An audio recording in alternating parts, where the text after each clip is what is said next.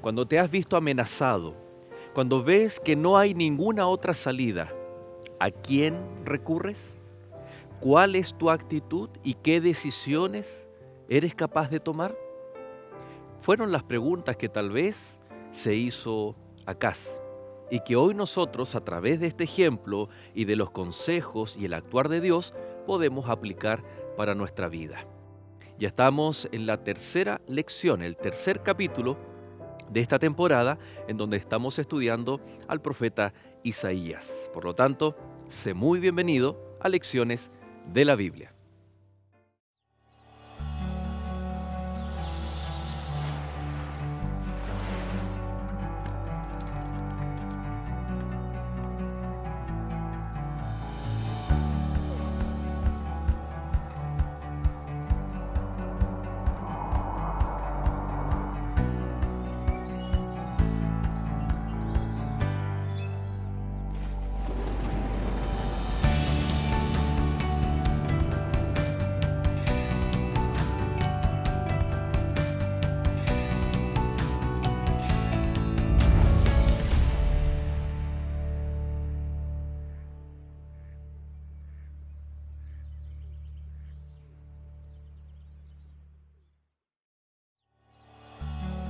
Esta semana, cuando tu mundo se cae a pedazos.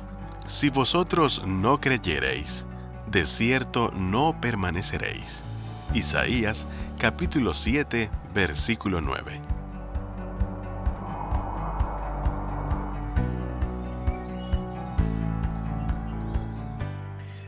Un cariñoso saludo a cada uno de ustedes, queridos amigos. Estamos dando inicio a un capítulo más de Lecciones de la Biblia. Estamos aquí en los jardines de nuestra Universidad Adventista aquí en Chile, deseando que cada uno de ustedes pueda estar disfrutando de las bendiciones de Dios, a pesar de lo que estamos viviendo, lo que ya hemos vivido, que sabemos que en la palabra de Dios encontramos aquella seguridad, aquella esperanza que necesitamos para enfrentar los desafíos del día a día. Por lo tanto, queremos saber desde dónde usted nos está sintonizando, desde dónde nos está viendo. Envíenos un mensaje para orar por usted, para saber de que usted está bien, de que el Evangelio, de que la iglesia de Dios está presente en todo el mundo.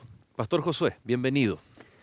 Muchas gracias una vez más y agradecer la oportunidad de participar de este diálogo y saludar a nuestros amigos también que nos acompañan fielmente. Esperamos que esta también sea una oportunidad de crecimiento espiritual y aprendizaje. Así es. Pastor, siempre nuestra familia, los amigos nos dicen, oye, mándame un saludo, ¿no? Pero conocer un poquito más de usted, decano de la Facultad de Teología, liderando ahí el equipo de docentes, los alumnos, cerca de 120 alumnos que se preparan para ser pastores, ministros del Señor, radicado aquí en la ciudad de Chillán, a 400 kilómetros de Santiago aproximadamente, ¿no? Nuestro país es largo y angosto, pero cuéntenos de su familia y aproveche también de enviar un saludo ahí a su familia. Sí, bueno, mi esposa se llama Mitzi Celis, ella es hija de pastor. Nos conocimos aquí en esta misma universidad hace varios años atrás. Y bueno, tenemos tres hijos, Josué, Gabriel, Yanis y Yadiel, que nació también aquí en Chillán porque nos tocó servir un periodo acá también en la iglesia de la universidad. Un Ujú. periodo corto, pero estuvimos aquí de paso el año 2009 y parte del 2010. Y de vuelta, porque estábamos en Santiago, ahora en la capital, nos tocó enfrentar un 2021 complejo en Santiago, allí un poquito encerrados, no aislados, pero agradecidos del Señor por estar aquí en este lindo lugar, en donde la vida es un poco más amigable, ¿no? Así es. Para el crecimiento de los hijos especialmente. Cariños entonces a la familia, Muchas gracias. contarle a los amigos, es una familia ministerial que desde los pequeños, bueno, ya no están tan pequeños, ya Ya están tan tan grande, ya el grandes, mayor pero ya siempre la sirviendo al alcanzó. Señor con la esposa, así que, y gracias también por compartir con nosotros aquí en Lecciones, Pastor. Queremos saludar de forma bien especial también a nuestros amigos que nos sintonizan, nos ven desde Perú. Ya hemos saludado a Australia, hemos saludado a nuestros amigos de Argentina y por supuesto a nuestros amigos de Perú, de Trujillo. Yo tengo amigos ahí en Juliaca, que hemos estado compartiendo lecciones de la Biblia de forma online. Y especialmente saludar desde Lima, Perú, a nuestro amigo Celio Cabezas Alberca. Nuestro amigo Celio también nos escribe, así como usted lo puede hacer.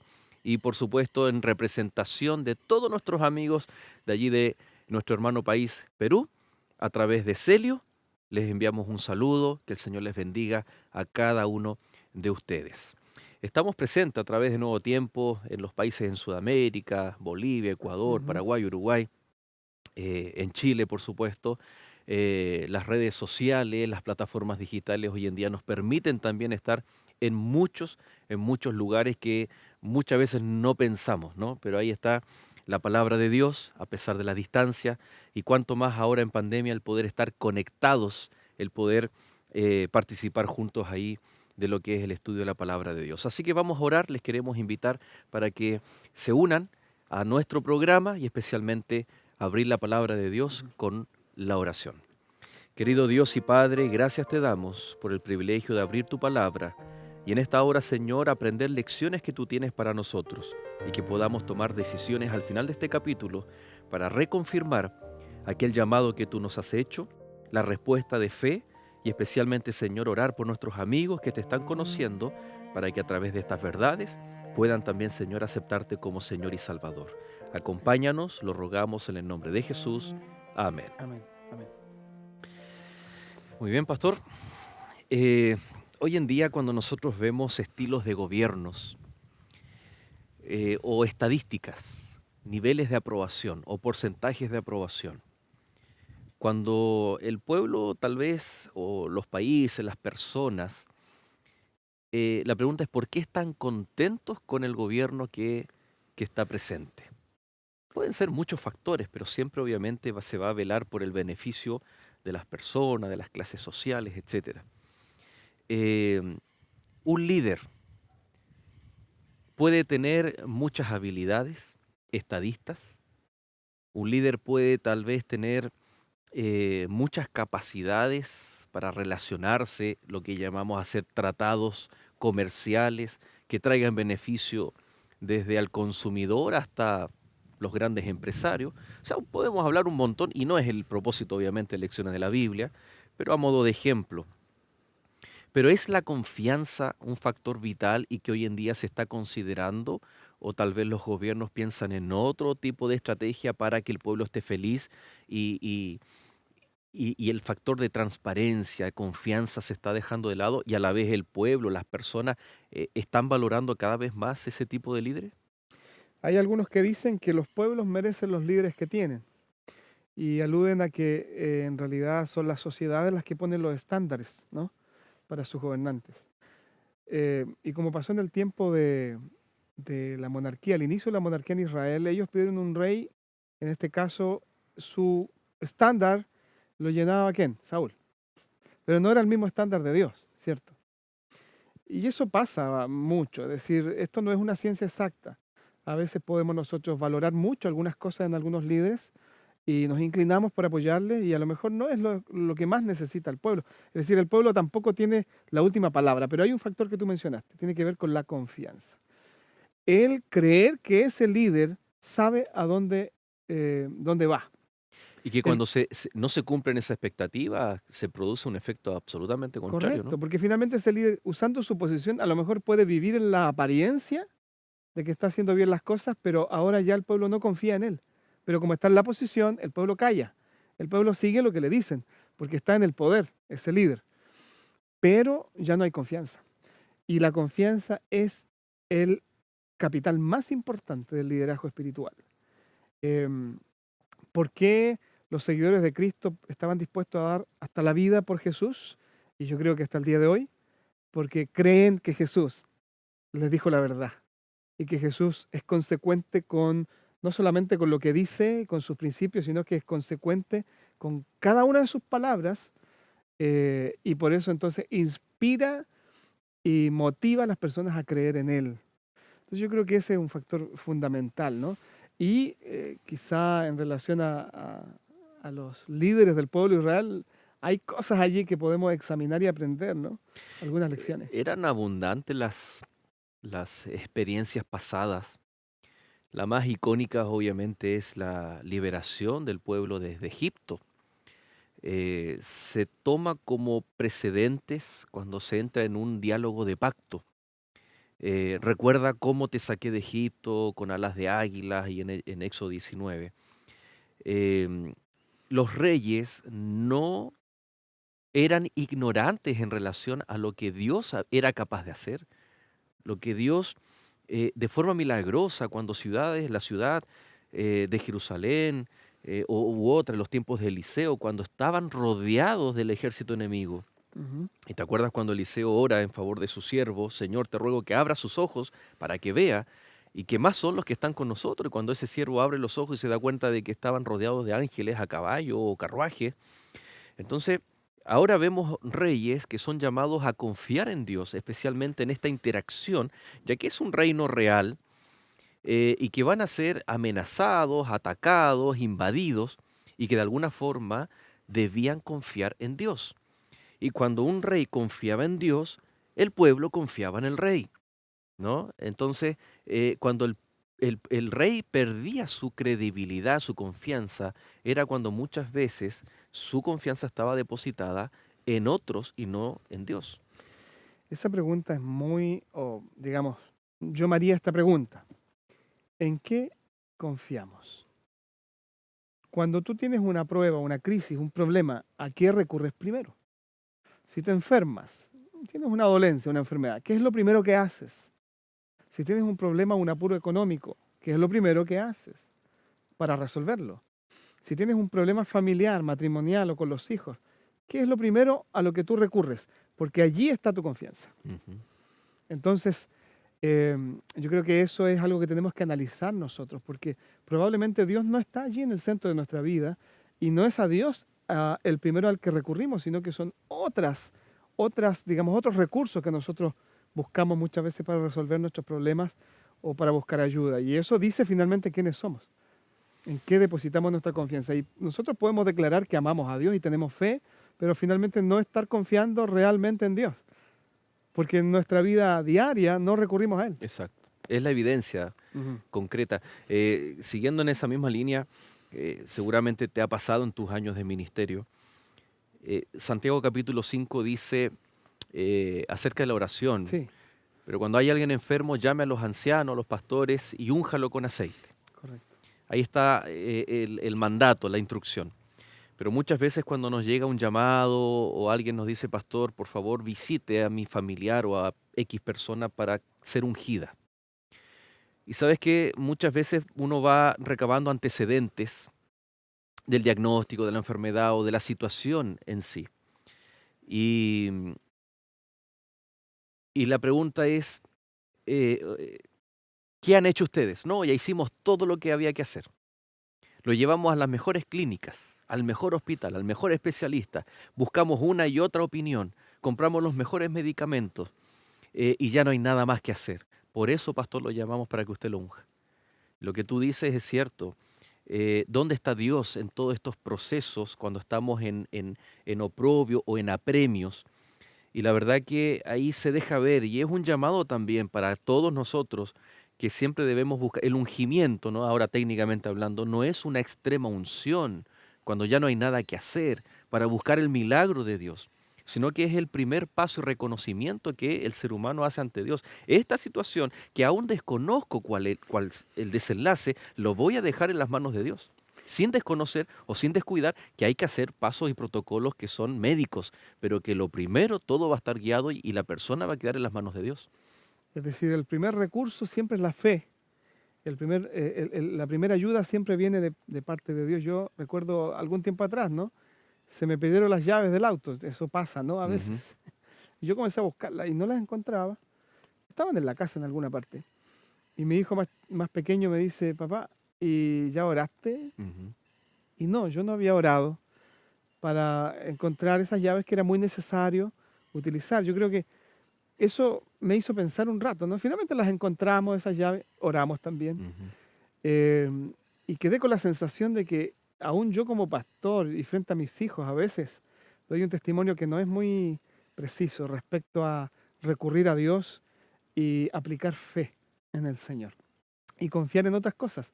O sea, yo en ese momento estaba confiando en que tenía la capacidad de resolver el problema y Claro. encontrar esa llave en alguna parte estarían. Y parece muy lógico, a lo mejor, ¿para qué molestar a Dios por eso? Pero resulta que no es una molestia para Dios, porque el Señor hace cosas tan grandes e importantes que ayudarme a encontrar la llave del auto es tan pequeño para Él ni se molesta. Bueno, nunca se va a molestar, pero a veces nosotros caemos en eso y empezamos a pensar que para esto tampoco y para lo otro tampoco, y solo si me estoy muriendo, llamemos por favor al pastor o los ancianos para que oren, ¿no? Para que me unjan. Cuando ese es el primer recurso, Claro. según Santiago capítulo 5. Está enfermo, entonces encomiéndese a Dios. De inmediato, no espere la última o la peor condición para recurrir al Señor. Así es. Y fue lo que un poco ocurrió con Acaz. Y si Ujú. vamos ahí a Isaías capítulo 7, nos vamos a encontrar con lo siguiente. El verso 1 dice: aconteció en los días de Acaz, hijo de Jotam, hijo de Usías, rey de Judá, que Resín, rey de Siria, y Peca, hijo de Remalías, rey de Israel, subieron contra Jerusalén para combatirla, pero no la pudieron tomar. Aquí el primer verso nos muestra algo un tanto político, geográfico, ¿no? Este deseo de los imperios, de los reinos, de querer tener más territorio. Recordar que el pueblo de Dios, después de Salomón, se divide en el reino del norte, 10 tribus, y el reino del sur, 2 tribus, con Judá en el sur. Entonces, foco del ministerio de Isaías. Y resulta que acá está diciendo que el rey del norte está haciendo alianza con Siria para ir combatirla, dice, intentar conquistar Judá, el reino del sur, donde estaba reinando Acaz. Entonces la pregunta es, ¿qué fue cómo fue el actuar? ¿Qué fue lo primero que hizo? ¿Cuáles eran las prioridades del rey Acaz? Bueno, no hay que olvidar de que tanto el reino del norte, que si bien es cierto había varias cosas distintas ya en esa época, ellos eran creyentes, ¿no? Eran parte de las mismas familias de Israel, así que sabían del Dios del cielo. Y los sirios también. Los sirios no, si bien es cierto, no eran parte del pueblo escogido de Dios. Había allí gente que creía en el Señor. Hay historias en la Biblia también de personajes que tenían fe en Dios. El punto es que ellos, como estaba emergiendo con mucha fuerza el imperio asirio, y estaba allí en boga este gran líder militar, Tiglat-Pileser III, ellos dicen, bueno, algo tenemos que hacer porque si no vamos a estar expuestos a la invasión y a la conquista de este rey que se estaba levantando con mucha fuerza. Así que vamos a hacer algo nosotros. Una Hagamos una estrategia alianza. militar, claro. Aquí hay que ser, ¿cómo diríamos? Hay que avivarse, no sé si se entenderá en todas partes esa palabra, Ujú. pero hay que avivarse, hay que adelantarse a los hechos. Hagamos una alianza. Y estaban tratando de involucrar o integrar en esa alianza a Acaz. Solo que él no se entregó a la alianza, quizás no tuvo la confianza, qué sé yo. Entonces, en represalia a esta negación de parte de Acaz y de Judá, entonces los sirios y los del reino del norte de Israel quisieron entonces ir a tomar Judá. No pudieron. Y en esa circunstancia entonces se da la ocasión propicia para entregar un potente mensaje a Acaz, porque Acaz también estaba siguiendo de alguna manera la inclinación natural a tener que buscar algún tipo de alianza o ayuda para así resistir la amenaza, ¿no? que podía levantarse en cualquier momento. Y fíjate cómo el verso 2 representa el impacto en el pueblo y especialmente en el rey, Acaz. Y vino la noticia, la nueva, a la casa de David, diciendo: Siria se ha confederado con Efraín, y se le estremeció el corazón y el corazón de su pueblo, como se estremecen los árboles del monte a causa del viento. Interesante. Eh, el título de este capítulo se llama Cuando tu mundo se cae a pedazos. aquí estaba viéndose amenazado y dice que tanto el corazón del rey y el corazón del pueblo se estremecieron como los árboles son azotados por el viento. Es decir, ellos, bueno, yo creo que nadie está preparado para una prueba donde está amenazada tu subsistencia. Y estaba ocurriendo que aquí se estaba levantando este gran imperio de los asirios que ponía en amenaza y en jaque a todas las naciones, pero por otra parte, su vecino más cercano se levanta contra él en alianza con otro vecino también cercano. Entonces está todo mal, digamos. ¿Qué hago? ¿Qué hacemos? Sin duda que hay un impacto emocional muy fuerte para ellos. Eh, la pregunta es, ¿qué hacen con ese temor? ¿A quién recurren? ¿Cómo buscan la salida a esa situación? Y yo creo que ahí viene entonces esta parte de la historia que nos enseña muchas lecciones, porque lo que hace Acaz finalmente es buscar una estrategia humana para liberarse de la amenaza que estaba viviendo.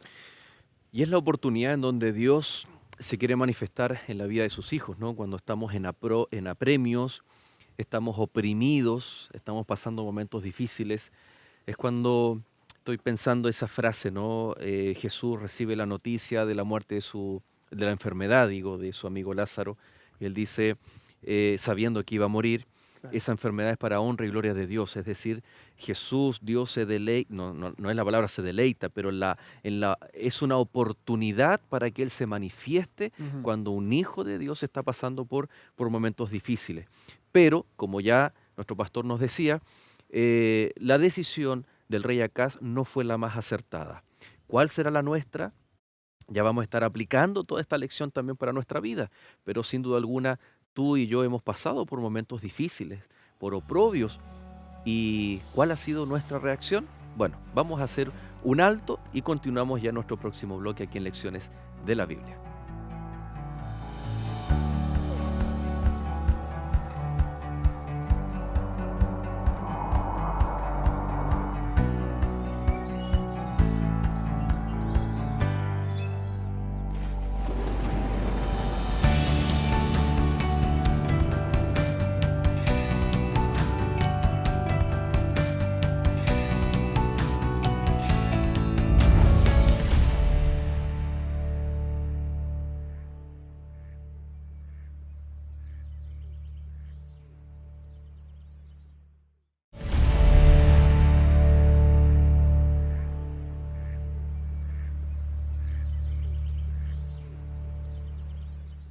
Muchas gracias por permanecer en compañía de Lecciones de la Biblia. Estamos hablando acerca del capítulo 7 de Isaías, especialmente de las prioridades. Cuando un hijo de Dios está pasando por momentos difíciles, debemos, en teoría, siempre recurrir a Dios. Cuando estamos eh, sufriendo, es lo más lógico acudir a Dios. No obstante, en la vida práctica, o muchas veces nos ocurre a nosotros, buscamos otra salida, otra solución, y precisamente fue lo que le ocurrió al rey Acaz. ¿Y de qué forma Dios actuó? ¿De qué forma se involucra ahora el ministerio del profeta Isaías? Es lo que estamos allí compartiendo en el capítulo 7, Josué. Y ahora en el verso 3, entonces dijo Jehová a Isaías, sal ahora al encuentro de Acaz, tú y Sear-Jasub, tu hijo, al extremo del acueducto del estanque de arriba, en el camino de la heredad del lavador. Y después viene ahí un mensaje, ¿no? Pero tal vez la primera pregunta es, o llama la atención, el nivel de detalle. O sea, sale al encuentro y hasta estaba pensando, por ejemplo, cuando el Espíritu le habló a Felipe. Ve hacia el sur, hacia el camino al desierto y allégate a un carruaje. Maravilloso cómo Dios dirige, ¿no? A los mensajes en el momento oportuno. Isaías y su hijo, ¿por qué? ¿Qué tiene que ver el hijo aquí del profeta? ¿Por qué no o tal vez después en el ministerio de Oseas también se involucran a los hijos? Sear Jasub, un remanente quedará, ¿no? Es decir, el Señor le anuncia a Acaz que hay dos caminos. Eh, un camino es poder volverse al Señor, confiar en el Señor, encontrar la seguridad y la paz en Él. Otro camino es terminar mal, ¿no? Pero aún así el Señor tiene un plan y Él hará volver a un remanente fiel, que sí confía en Él, que tiene una relación personal con Él y que se puede proyectar en el tiempo para cumplir los propósitos de Dios. Pareciera que Acaz no hizo caso a esto, ¿no? Es como que lo escuchó, pero lo ignoró. Y esto probablemente representa la actitud del pueblo en ese tiempo. Ya hemos estudiado en Ujú. Isaías, ¿no? Un pueblo un poquito indiferente, que se queda con lo que conoce, que se queda con lo que tiene, no necesita mucho más, ya sabe cómo resolver sus problemas, pero pierde la oportunidad maravillosa de tener una experiencia renovadora a nivel personal como líder del pueblo y de llevar al pueblo también a esa experiencia de renovación, ignorando la invitación de Dios a confiar, a creer, a tener una nueva, un nuevo comienzo, ¿no? Con el Señor. Así es. Y fíjate que el mensaje es guarda y repósate para el rey. Ujú. No temas, ni se turbe tu corazón a causa de estos dos cabos de tizón que humean, por el ardor de la ira de Resín y de Siria, y del hijo de Remalías. Eh, Tiene que haber estado bastante desesperado y haberlo manifestado al pueblo también. O sea, un Ujú. mensaje que el líder está transmitiendo, cuando un líder tiene que, a pesar de la crisis, tiene que llamar a la calma, a la confianza en Dios. Aquí nosotros, bueno, ya teníamos el antecedente en los versos anterior, que el corazón de él y del pueblo estaba devastado. Pero acá dice, guarda, reposa, no temas, ni se turbe tu corazón. O sea, si ese era el consejo, no hay que hacer mucho esfuerzo para imaginarse en el estado que estaba Acaz, ¿no? Pero él hace todo lo contrario. ¿Cómo lidiar este mensaje que Jesús también le da a los discípulos y a nosotros también? No se turbe tu corazón, pero cuando estamos en medio de una aflicción, en medio de la tormenta. O es literalmente cómo Jesús dormía en medio de la tormenta cuando el resto estaba diciendo, sálvanos que perecemos. ¿Cómo llegar a tener esa misma confianza? Yo creo que es parte de un proceso, porque finalmente los hijos de Dios también pasan por tristeza, por turbación, por un miedo o temor momentáneo. Yo creo que no hay problema con eso. El problema es qué hacemos con esas emociones. ¿Nos quedamos allí atrapados, entrampados en esos estados, o salimos de esas condiciones y nos superamos, nos reponemos a esa situación? Yo creo que ahí realmente está la diferencia y eso es parte de un proceso. Es decir, el temor que siento ahora, si permanece en mí y me hace tomar decisiones basadas en ese temor, mi rumbo está perdido. Pero si yo siento temor, sin embargo, frente a ese temor, yo digo, sé a quién recurrir y busco al Señor, me aferro a Él, le clamo a Él, el Señor me va a ofrecer también su ayuda y voy a poder salir de esa situación de alguna forma porque Dios guía mi vida. Ese es el punto. No es el problema no es experimentar una emoción como el temor, el miedo, qué sé yo. Yo estaba pensando también en el caso de otro rey, el rey Asa, un relato que me gusta mucho. Ujú. Dice que, bueno, el Señor bendijo mucho a Asa, un hombre que fue fiel a Dios, que anduvo en los caminos del Señor, pero tuvo una amenaza igual. Estando en la mejor situación espiritual, de progreso para la nación, tenía la confianza del pueblo, y viene un ejército de 1 millón de hombres, dice el relato, y él entonces, ¿qué Y, hace? y ellos Tiene, eran, tiene mu- temor, y ellos eran en mucha menor cantidad, ¿no? claro. Siente temor, sí, pero ¿saben? El temor lo llevó a quién? A doblegarse ante el Señor, orar al Señor y el Señor, no somos nada, Mm. ayúdanos, voy a salir a pelear en tu nombre, pero no puedo hacerlo sin que tú vayas conmigo.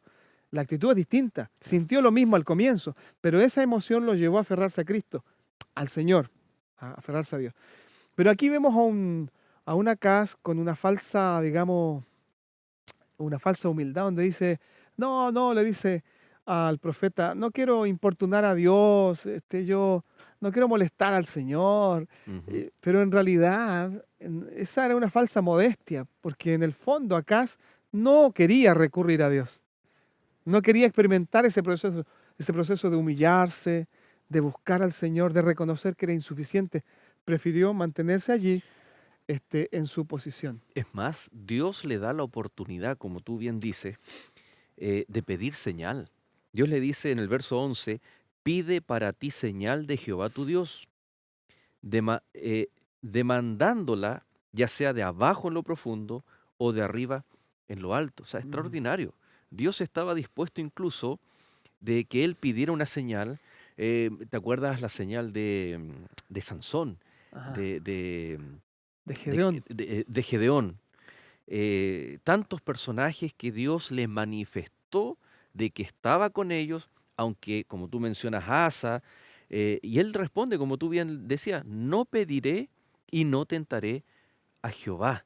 Pero claro, alguien podría decir, wow, qué temeroso. No es por temor a Jehová, sino era porque él confiaba más en sus Ujú. propias alianzas que ya seguramente tenía en su mente y en su corazón. Yo creo que fue una respuesta política también. Yo me imagino que él tenía a su alrededor sus asesores, sus seguidores, los que lo admiraban y le hacían barra, ¿no? Le Ujú. hacían barra. Tú eres el mejor, tú eres inteligente. Eso es a lo que nos exponemos todos y principalmente los líderes que están en alguna posición, ¿no?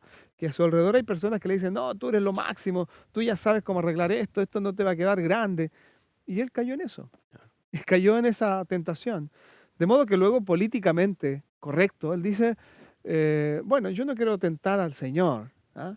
Pero el tema es que Isaías entendió claramente la respuesta de este hombre. A lo mejor el pueblo no captó muy bien, pero Isaías se dio cuenta de que este rey estaba rechazando Ujú. la ayuda de Dios.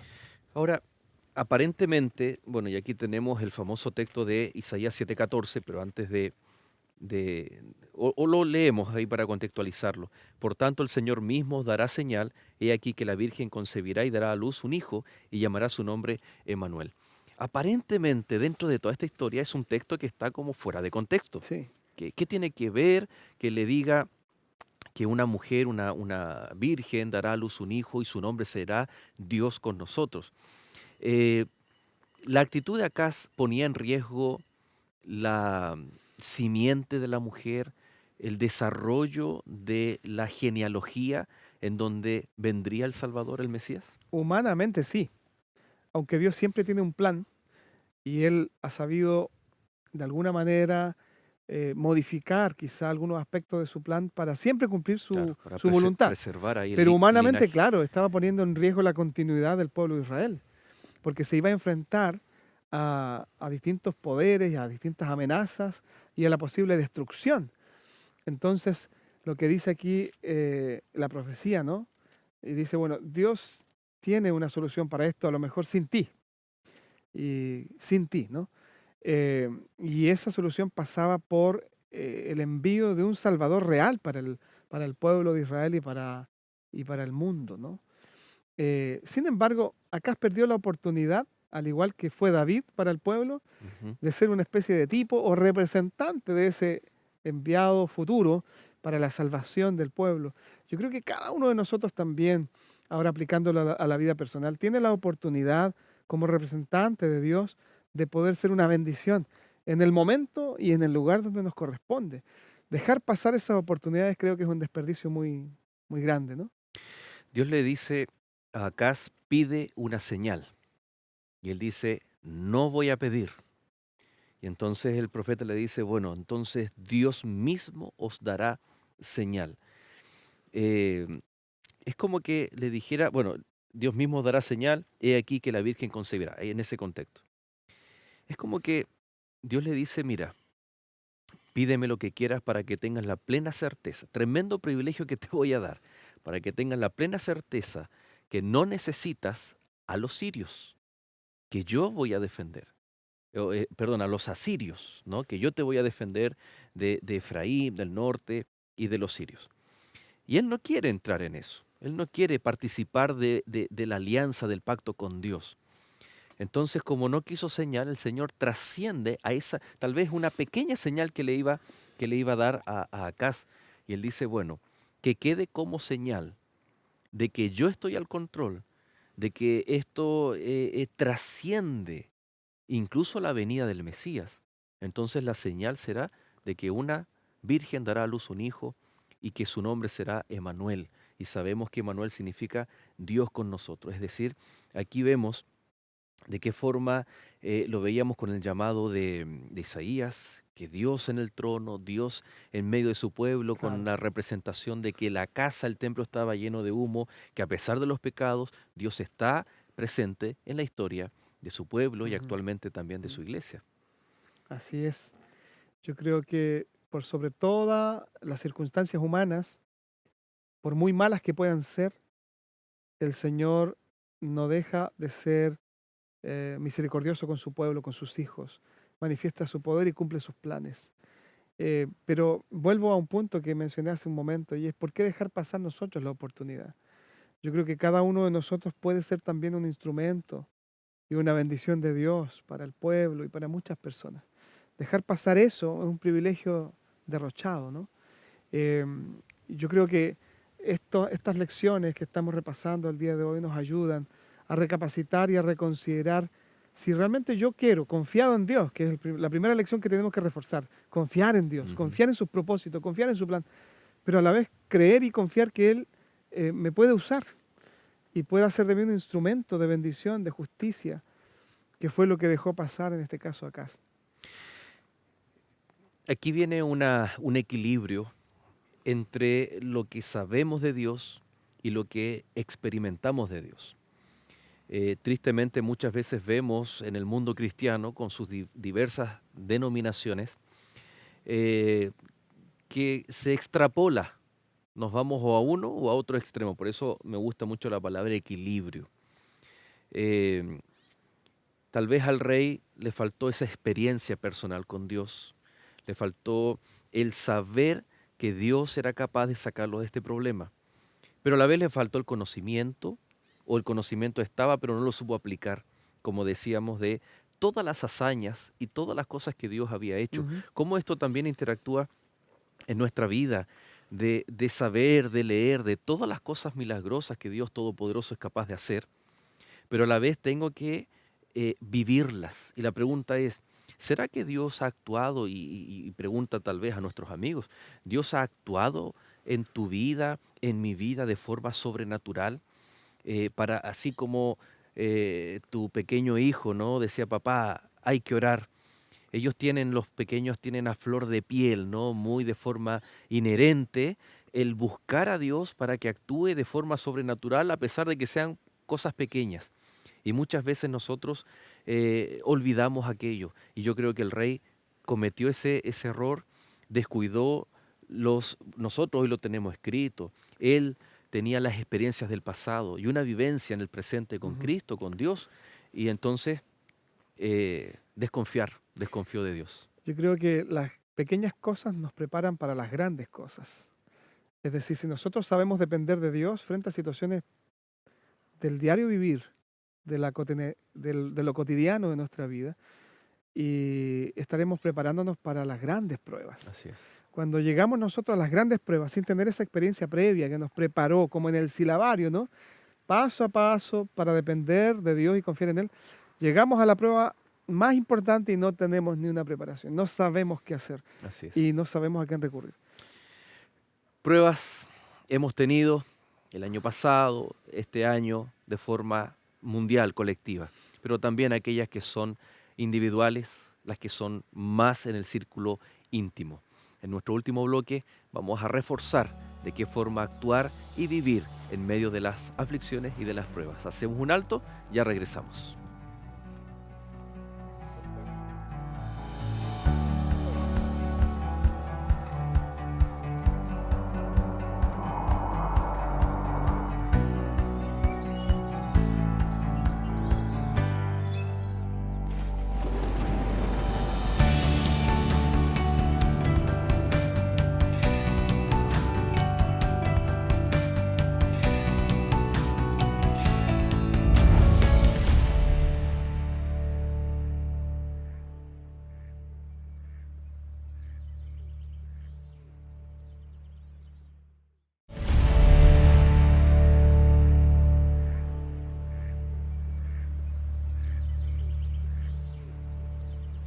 ¿Te comunicas de manera cercana y constante con el Creador para conversar sobre tu vida y la de tu familia?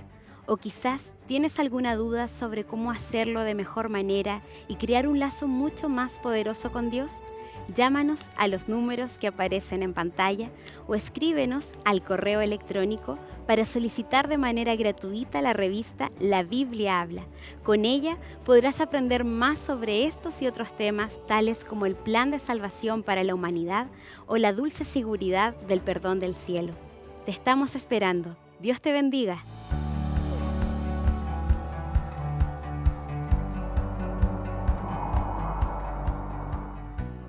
Y ya estamos retomando nuestro último bloque. Y si usted está recién en sintonía, ahí a través de Canal Nuevo Tiempo, o si está mirando desde alguna otra plataforma, recuerde que a través de nuestra señal digital, ahí en YouTube, usted puede volver a revisar este capítulo y los anteriores, especialmente de esta nueva temporada que estamos hablando de el libro de Isaías. Así que, y por supuesto, recordar la invitación que usted puede solicitar completamente gratis los materiales que Nuevo Tiempo tiene para usted a través de nuestra escuela bíblica. De material completamente sanitizado, con todos los protocolos sanitarios, va a estar llegando directamente a su dirección. Nada tiene que frenar la obra de Dios, ¿no? Así que estamos compartiendo materiales en las diversas iglesias, Ujú. en la Facultad de Teología vemos el trabajo de los muchachos también, no solamente ellos estudian, sino que también los fines de semana, de forma online o ya semipresencial, están aportando, apoyando ahí, respetando siempre todos los protocolos sanitarios. Así es, quizá contarle a nuestros amigos que en la formación de los futuros pastores no solo hay un aspecto académico, sino que también hay un aspecto vivencial, donde ellos se dedican a servir a Dios en distintos ministerios y eso va a la par con la formación académica, de modo que cuando ellos llegan al campo de labor tienen una preparación. No cabal, por supuesto, porque gran parte de su preparación la siguen realizando en la iglesia o en el campo, pero van con algunas cosas ya avanzadas y eso es muy importante para Ujú. el ministerio Así pastoral. es. Josué, la frase Emanuel, Dios con nosotros, los nombres, ya veíamos ahí en los primeros versos del capítulo 7 el nombre del hijo, de uno de los Ujú. hijos de Isaías, que significaba el remanente volverá o será restaurado. Los hijos de Oseas, ¿no? Que eran literalmente nombres que apuntaban hacia un mensaje para el pueblo, Sí. de restauración también. Eh, Dios promete a través de esta profecía que Dios estaría con nosotros. ¿Significaba entonces que Dios no estaba en el tiempo de Isaías? Ellos tenían que proyectarse hacia el futuro. Y la pregunta es, ¿y nosotros qué? Tenemos varias preguntas en una sola, ¿no? ¿Y nosotros qué? ¿Cómo interpretar esta profecía, esta frase, Dios con Mm. nosotros?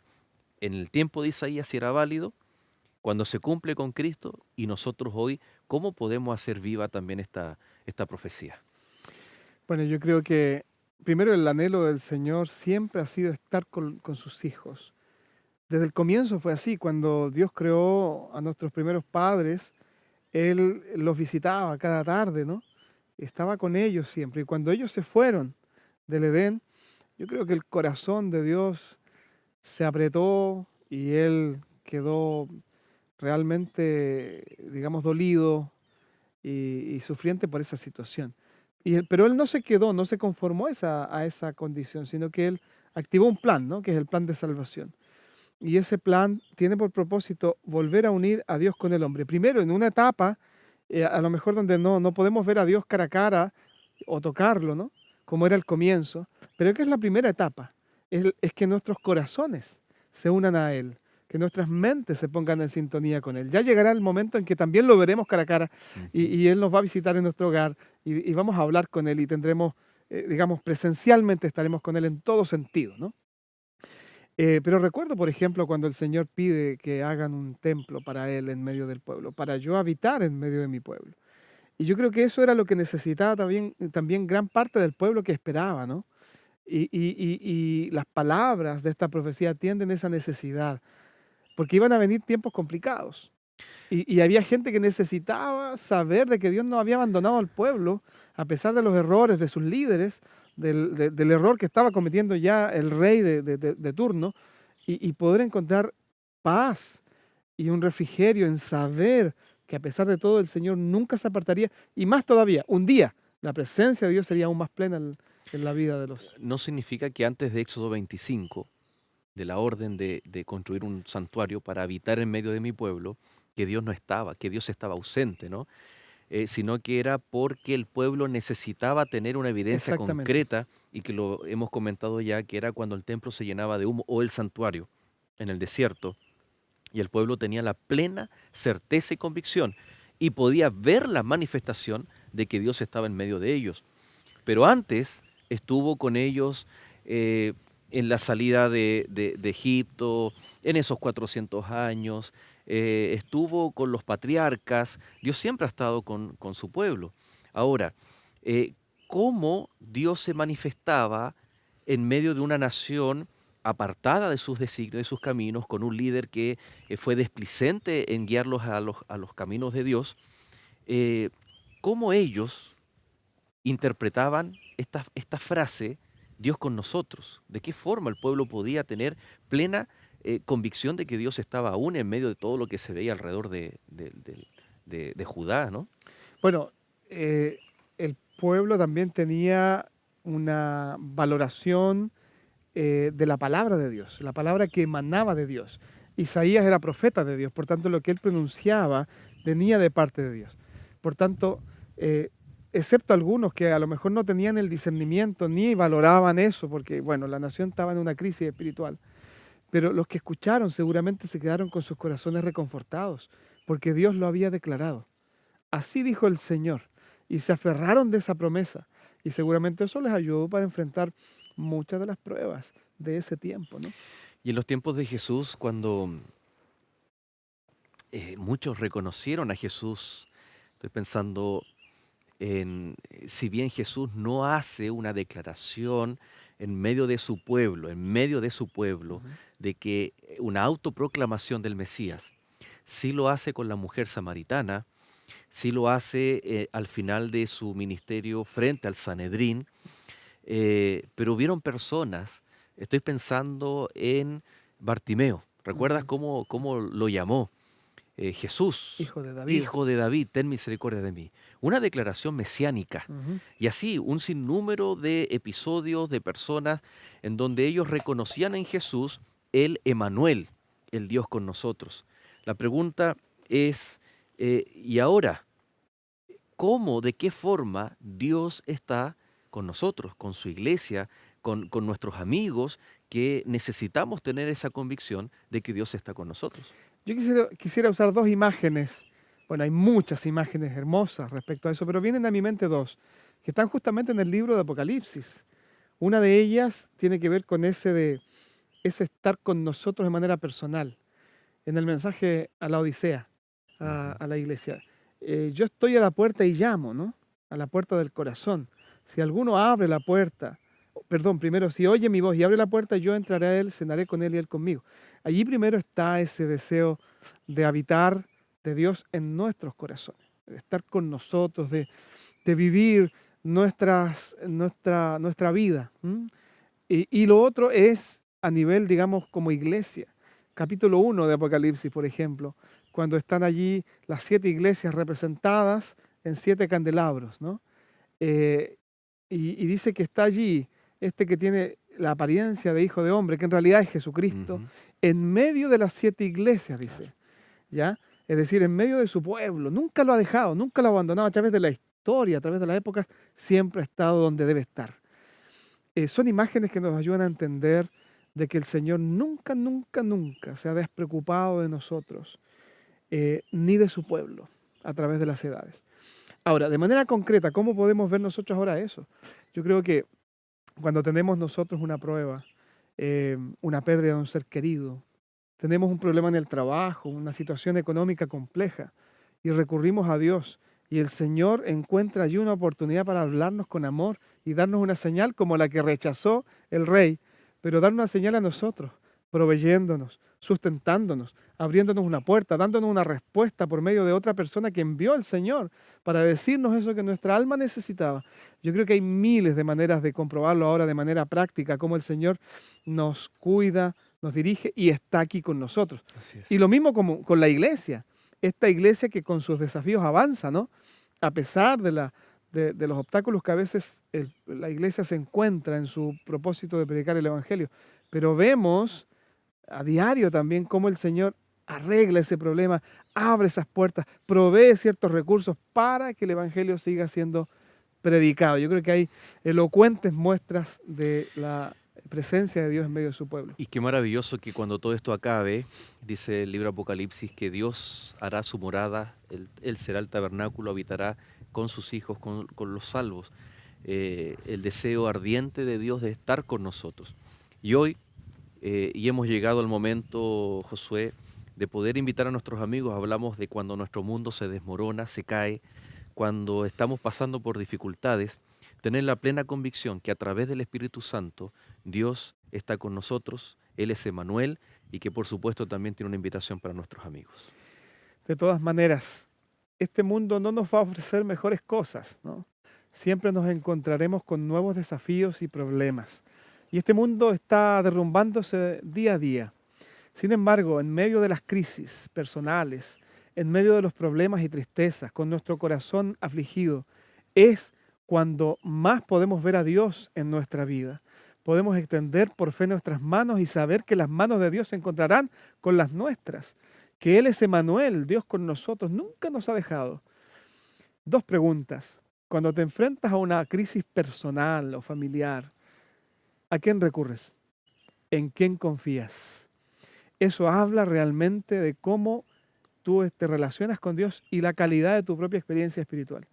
Y en segundo lugar, ¿tú crees realmente de que Dios está contigo a pesar de las circunstancias difíciles que nos toca enfrentar? Si tú sabes responder correctamente a esas preguntas, entonces tú podrás mirar el futuro con confianza, con seguridad, no sin dificultades, pero sabiendo que un Dios amoroso y todopoderoso dirige tu embarcación hasta llegar al puerto seguro. Yo quiero orar por ti en esta hora, para que el Señor pueda ser tu sustento, tu roca fuerte, y también pueda ser real en tu vida. Querido Padre que estás en los cielos, te damos gracias porque no solamente dialogamos y reflexionamos en tu palabra, sino que nos conectamos contigo por medio de este estudio, porque tu palabra es viva y eficaz. Señor, queremos hacer de ti lo primero, lo último y lo mejor en nuestra vida. Que tú seas nuestra roca de los siglos, en la cual podemos refugiarnos y afirmarnos. Queremos sentirte en nuestra vida, que tú seas Emmanuel en las circunstancias más difíciles de nuestra vida, como también en aquellas donde las cosas van bien. Señor, si hay alguno de nuestros hermanos o amigos que está viviendo alguna dificultad, a lo mejor algún problema familiar, algún problema económico, algún problema de salud, la pérdida de un ser querido, Señor, hazte presente en su vida. Dale seguridad, dale paz y revélate, Señor, con tu gloria en este momento de aflicción. Lo rogamos todo y lo agradecemos. En el nombre de Jesús. Amén. Amén. Muchas gracias, Josué. Nos encontramos en el próximo capítulo, la próxima semana. Nos volveremos a encontrar. Así es. Gracias. Y por supuesto, queridos amigos, a cada uno de ustedes, gracias por estar en compañía de Lecciones de la Biblia. Y usted, permanezca en Nuevo Tiempo, canal de esperanza. Que Dios te bendiga.